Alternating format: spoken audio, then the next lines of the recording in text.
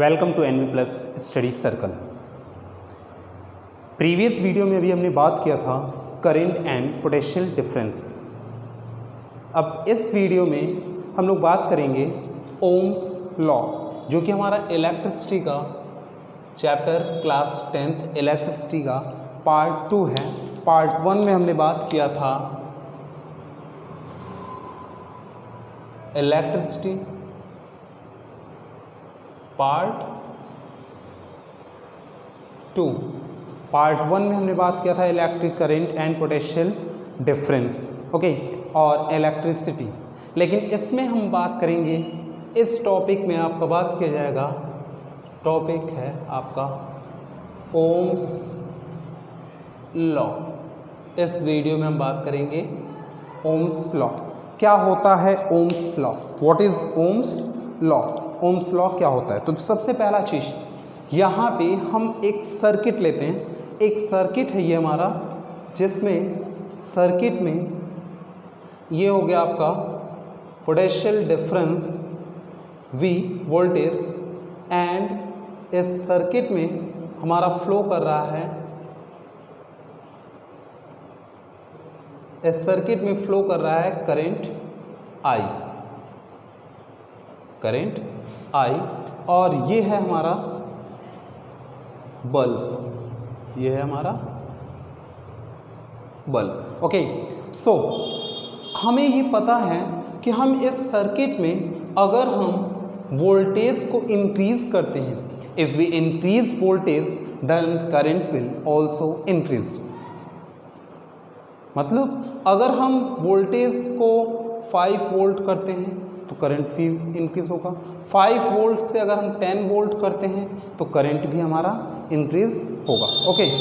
तो ये हमारा ओम्स लॉ की बात करें कि ओम्स लॉ क्या कहता है, तो सिंपल से समझ लीजिएगा। ओम्स लॉ, अगर किसी दो टर्मिनल के बीच में, किसी दो टर्मिनल में अगर हमारा इलेक्ट्रिसिटी फ्लो कर रहा है, करंट फ्लो कर रहा है I, करंट फ्लो कर रहा है I, और इसमें पोटेंशियल डिफरेंस है, पोटेंशियल डिफरेंस है V, पोटेंशियल डिफरेंस है V, point terminal A and terminal B के बीच में करंट फ्लो कर रहा है I एंड पोटेंशियल डिफरेंस है V। तो अब इसमें अगर हम करंट को इंक्रीज करेंगे तो हमारा पोटेंशियल डिफरेंस भी बढ़ेगा, और अगर पोटेंशियल डिफरेंस को इंक्रीज करते हैं तो करंट भी हमारा इंक्रीज होगा। सो इससे हमें क्या पता चलता है, ओम्स लॉ हमारा होता क्या है, सबसे पहले इसको समझ लीजिए। तो सिंपल सा याद रखिएगा, it state that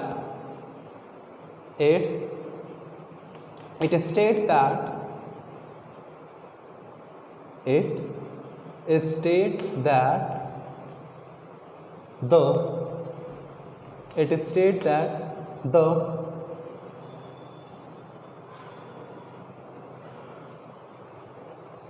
potential difference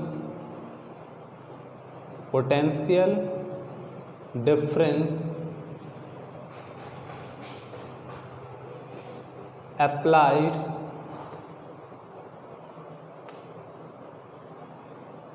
across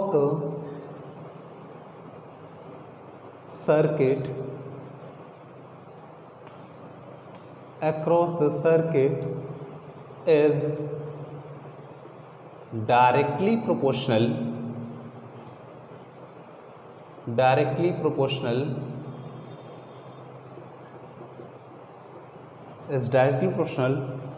to the current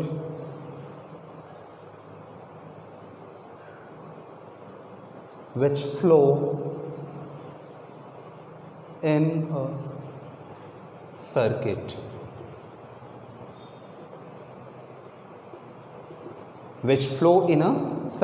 It means what Ohm's law states that the potential difference applied across the circuit is directly proportional to the current which flow in a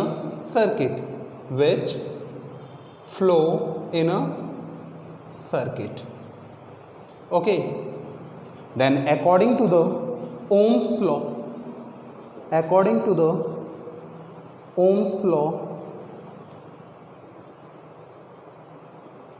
Ohm's law, V is directly proportional to the I. V is directly proportional to the I and I is directly proportional to the V.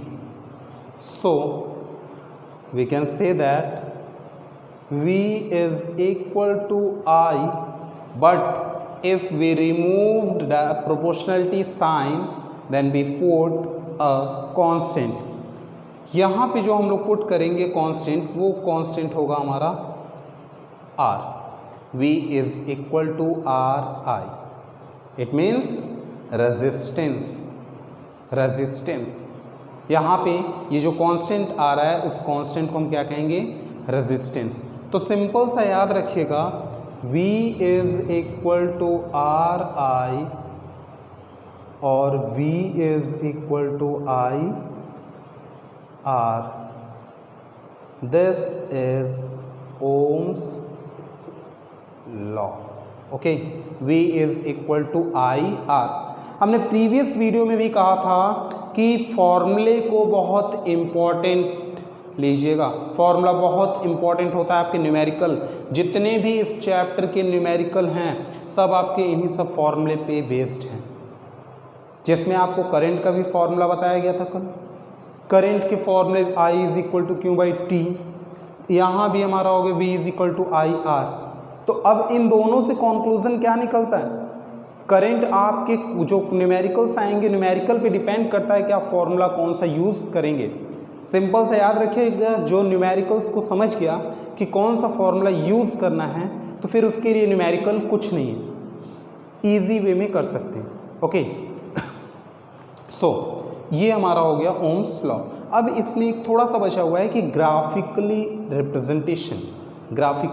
Representation of Ohm's law. तो simple सा समझ लीजिएगा, graphical representation of Ohm's law की जब बात की जाती है तो इसमें सिंपल सा हमारा आता क्या है, जैसे ये हो गया y एक्सेस, ये हो गया x एक्सेस. यहाँ हमारा 0 से दोनों स्टार्ट हो रहे हैं. यहाँ हम शो करेंगे I जो कि होता है करंट, और यहाँ शो करेंगे हम V पोटेंशियल डिफरेंस, जिसमें यहाँ सिंपल सा समझ लीजिए 10, 20, 30, 40, 1, 2, 3 and 4. Okay, and this is constant which is called resistance. Okay, so if we increase voltage then current will also increased. This is called Ohm's law. अगर हम potential difference को increase करते हैं तो वो हमारा करंट भी इंक्रीज होगा, और इसी को हम लोग कहते हैं ग्राफिकल रिप्रेजेंटेशन.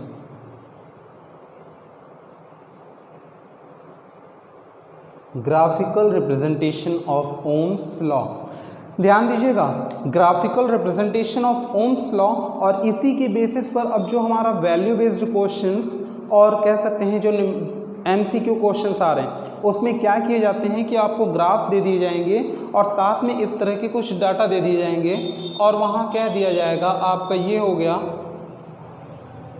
V और ये हो गया I.